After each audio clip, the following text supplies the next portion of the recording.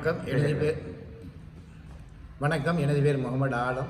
நான் மன்னார் மாவட்ட மீனவ கூட்டுறவு சங்க செயலாளர், அதேபோன்று வடமாகாண கடற்றுள்ள இணையத்தின் செயலாளராக செயல்படுகின்றேன். இன்றைய தினம் இந்த ஊடக வாயிலாக சில விடயங்களை தெளிவுபடுத்துவதற்காக மன்னார், யாழ்ப்பாணம், அதேபோன்று முல்லைத்தீவு, அதேபோன்று தீவகங்களைச் சேர்ந்த தலைமைத்துவங்களாக செயல்படுகின்ற இன்றைய பத்திரிகையாளர் மாநாட்டிலே கலந்து கொண்டிருக்கின்றார்கள். குறிப்பாக இந்த மகாநாடானது தற்சமயம் இலங்கையிலே காணப்படுகின்ற அல்லது பேசப்படுகின்ற பொருளாக இருக்கின்ற கரவளை தொழில் சம்பந்தமாக அண்மையிலே ஜனாதிபதியை சந்தித்த போது ஏற்பட்டுள்ள சில நடைமுறை சிக்கல்கள் அல்லது நடைமுறைகள் தொடர்பாக, அதேபோன்று தமிழகத்திலிருந்து காரைக்காலிலிருந்து வருகின்ற இந்திய மீனவர்கள் விடயம் தொடர்பாக நாங்கள் கலந்துரையாட இருக்கின்றோம். ஏற்கனவே இது தொடர்பாக நாங்கள் அனைத்து மாவட்டங்களும் சார்ந்து கலந்துரையாடத்தின் அடிப்படையிலே நாங்கள் முதலிலே இந்த கரவளை தொழில் தொடர்பாக அண்மையிலே அவர்கள் ஜனாதிபதி செயலத்துக்கு முன்னால் இந்த கரவளை தொழிலும் சில நபர்கள் அரசாங்கத்துக்கு எதிராக அல்லது கரவளை தொழிலை அனுமதிக்குமாறு கோரி ஒரு சத்தியாகிரக போராட்டம் ஒன்றை முன்னெடுத்து அதன் அடிப்படையிலே அதிமேதகு ஜனாதிபதி அவர்கள் அந்த கரவளை தொழிலாளர்களை சந்தித்து நாட்டில் உள்ள நிலை, நாட்டில் உள்ள சட்டங்கள் தொடர்பாக அவர்களுக்கு முதலில் தெளிவுபடுத்தியிருந்தார்.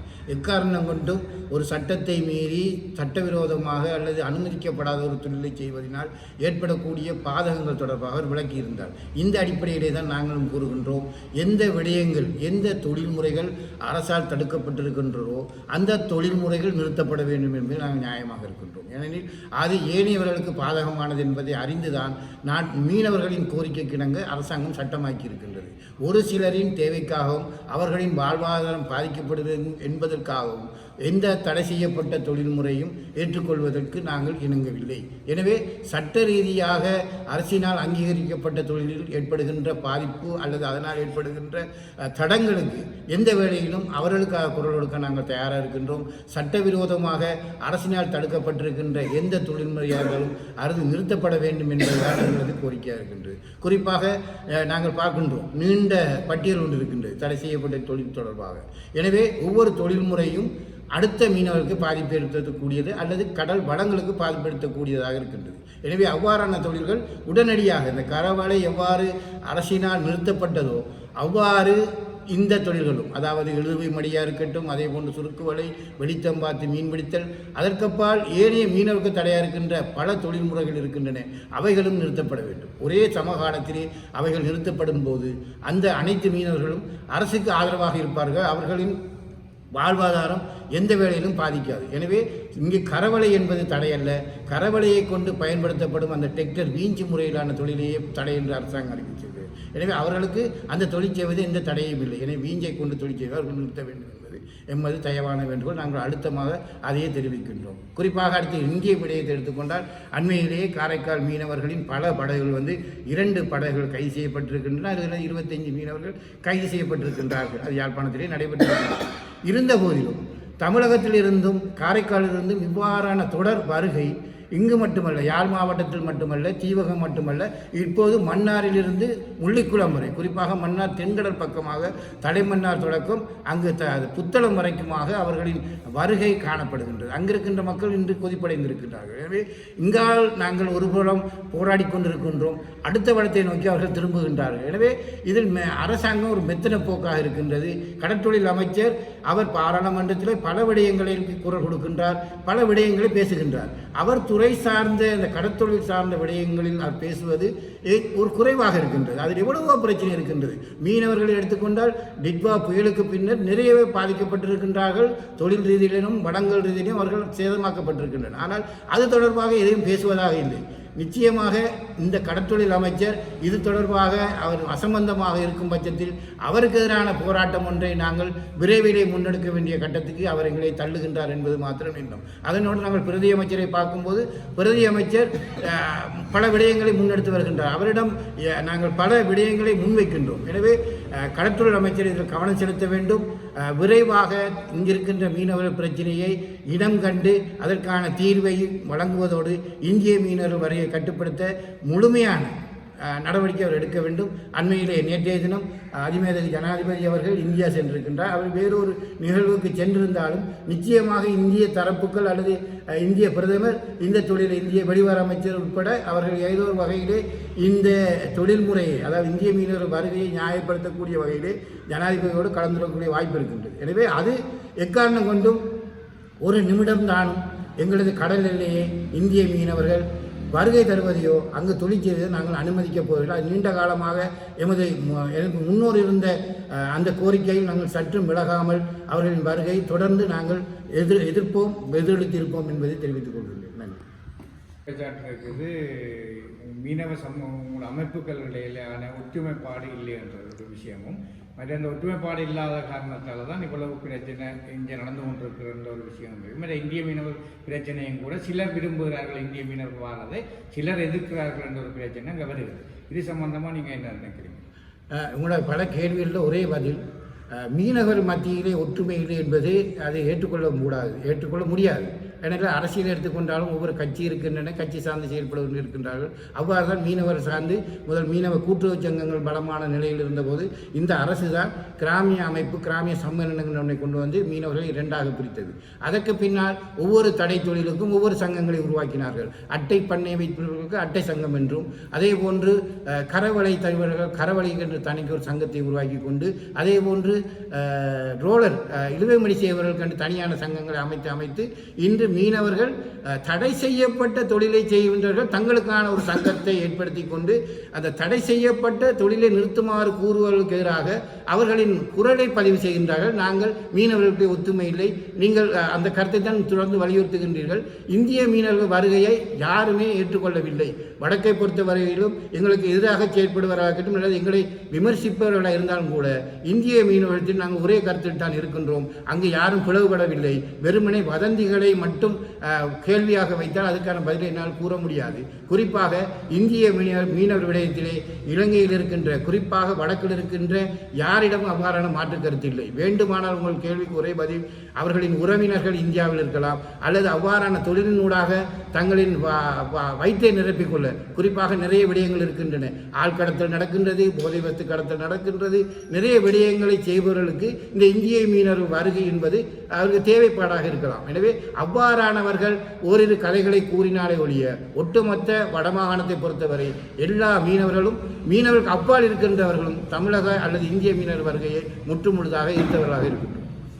ஒரு விஷயம் என்னவென்றால் அந்த இந்திய மீனவர்களோடு தொடர்பு கொள்ளக்கூடிய அல்லது இந்திய நாட்டோடு தொடர்பு கொள்ளக்கூடிய வகையிலே இந்திய துணை தூதுவரகம் அல்லது இந்திய தூதரகம் தான் எங்களுக்கான ஒரு நிலையாக அந்த கருத்தை நாங்கள் வலியுறுத்தக்கூடியதாக இருக்கின்றது. எனவே அவர்களிடம் நாங்கள் முறையிடுகின்றோம். எனவே உறவு பாராட்டவில்லை, முறையிடுவதற்காக அவர்கள் செல்லும் போது அவர்கள் கௌரவமாக எங்களை வரவேற்கின்றார்கள், எங்களது கோரிக்கையை கேட்கின்றார்கள், அதனை உரிய தரப்புக்கு அனுப்பி வைப்பதாக கூறுகின்றார்கள். ஆனால் ஒரு ஏனைய மீனவர் கூறுவதிலும் ஒரு சில கருத்தில் நாங்கள் உடன்படுகிறோம். ஏனெனில் நாங்கள் செல்லும் போது அவர்கள் சொல்லுகின்ற விடயமும் அதே போன்று எங்களிடம் பெறுகின்ற அந்த விண்ணப்பத்தை உரிய தரப்புக்கு அனுப்புவதாக கூறுகின்றார்கள். அனுப்புகிறார்களோ இல்லையோ தெரியவில்லை. பெற்றுக்கொண்டதற்காக கூட எங்களுக்கான இந்த பதிலையும் அவர்கள் தருவதும் இல்லை. ஏனால் நாங்கள் இந்த இந்திய மீனவர் வருகை நிறுத்துவதற்காக கையாளக்கூடிய நாங்கள் ஒரு நிலையமாகத்தான் நாங்கள் அவர்களை பார்க்கின்றோமே தவிர எங்களுக்கான தீர்வை தரக்கூடிய விடயமாக அல்லது எங்களுக்கு உறவாடி அவர்களூடாக தேவைகளை பெறக்கூடிய இடமாக நாங்கள் அவர்களை பார்க்கவில்லை. சில உதவிகளை புயல் நேரங்களிலே அவர்கள் உதவுகின்றார்கள். அரசுக்கு உதவுவது போல் எமது மீனவர்களுக்கும் சில உதவிகளை செய்கின்றார்கள்.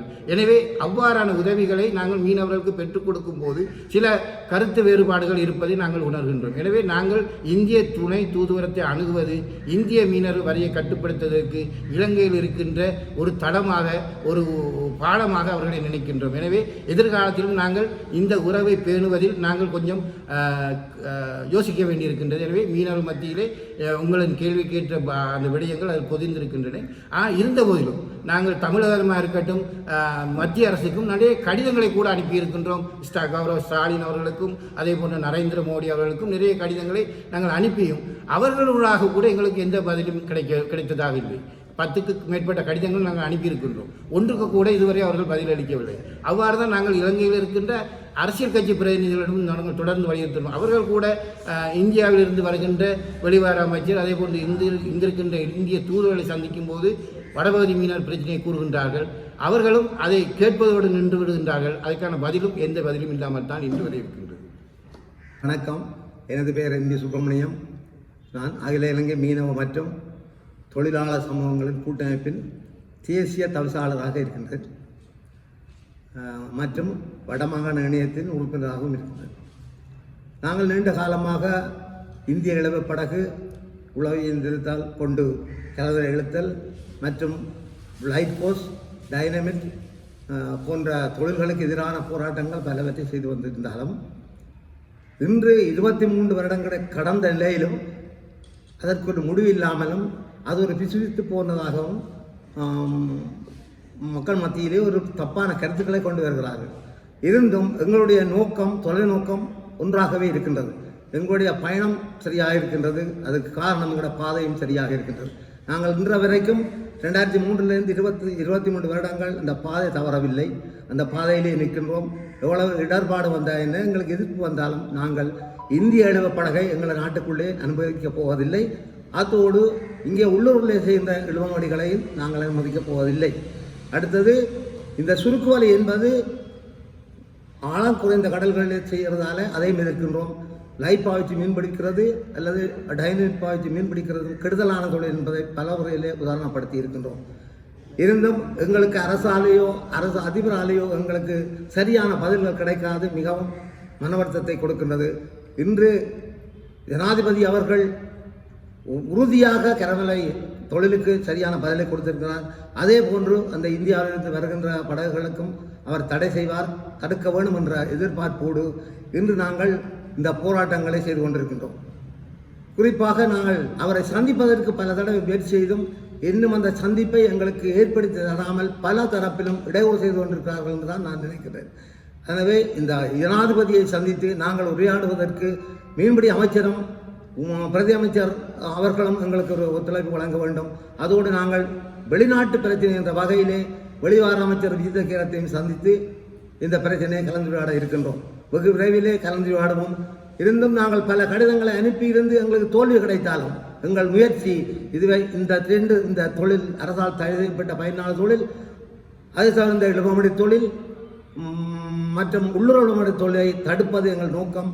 10 கடிதம் இல்லை, 100 கடிதம் இல்லை, 200 கடிதம் போட்டாவது இந்த தொழில்களை நிறுத்துவதிலேயே உறுதியாக இருக்கும் என்பதை இந்த இடத்திலே சொல்லியிருக்கிறோம். கடந்த காலத்தில் இருந்த அதாவது இந்த சப்ஜெக்ட் அமைச்சருக்கும் தற்போதுள்ள அமைச்சருக்கும் இடையிலான தொடர்புகளை பார்க்கும்பொழுது இப்போ இருக்கிற ராமலிங்கம் சந்திரசேகரன் அவர்களுக்கான கடற்கொள் அமைச்சருக்கான தொடர்பு நெருக்கமானதாக இல்லை என்ற ஒரு நிலைப்பாடு காணப்படுது. அவருடன் இந்திய மீனவர் பிரச்சனைகள் தொடர்பிலேயே அல்லது அதாவது கரைவழி மீனவர் பிரச்சனை தொடர்பில் நீங்கள் அவருடைய பேசவில்லையா? நெருக்கமானவராக அல்லது நெருக்கமில்லாதவர்ன்றதுக்கு அப்பாலே அவர் ஒரு நண்பராக பழகிறார், அது உண்டு.